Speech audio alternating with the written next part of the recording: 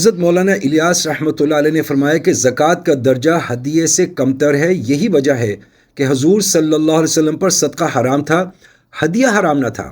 اور اگرچہ زکوٰۃ فرض ہے اور ہدیہ مستحب ہے، مگر بعض دفعہ مستحب کا اجر فرض سے بڑھ جاتا ہے۔ جیسے سلام میں ابتدا کرنا سنت ہے اور جواب دینا فرض ہے، مگر ابتدائے سلام جواب سے بہتر ہے۔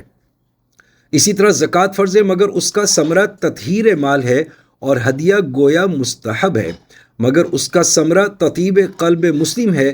تو ثمرے کے لحاظ سے یہ افضل ہے، کیونکہ تطہیر مال سے قلب مسلم کا درجہ بڑا ہوا ہے۔ اور زکوٰۃ سے بھی اگرچہ مسلمان حاجت مند کی تطیب قلب ہو جاتی ہے، مگر مقصود نہیں ہوتا بلکہ طبعاً حاصل ہو جاتی ہے، اور ہدیے سے اصل مقصود ہی تطیب قلب مسلم ہے۔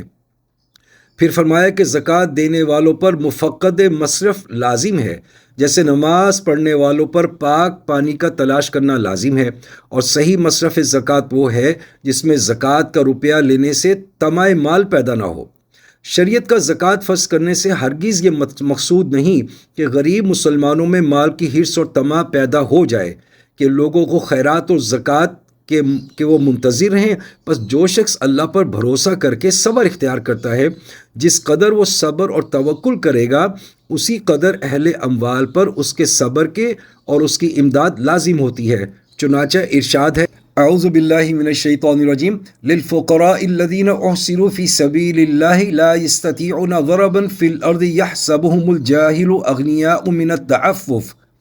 تو صحیح مصرف زکوٰۃ وہ لوگ ہیں جو اللہ کے کام میں لگے ہوئے ہیں اور صبر سے اللہ پر بھروسہ کیے ہوئے ہیں، کسی سے سوال نہیں کرتے، نہ کسی سے طمع رکھتے ہیں۔ مگر آج کل اہل اموال پیشہ ور سائلوں کو زکوٰۃ دے کر سمجھتے ہیں کہ زکوٰۃ ادا ہو گئی، حالانکہ وہ تو پہلی زکوٰۃ کو بھی کھو دیتی ہے۔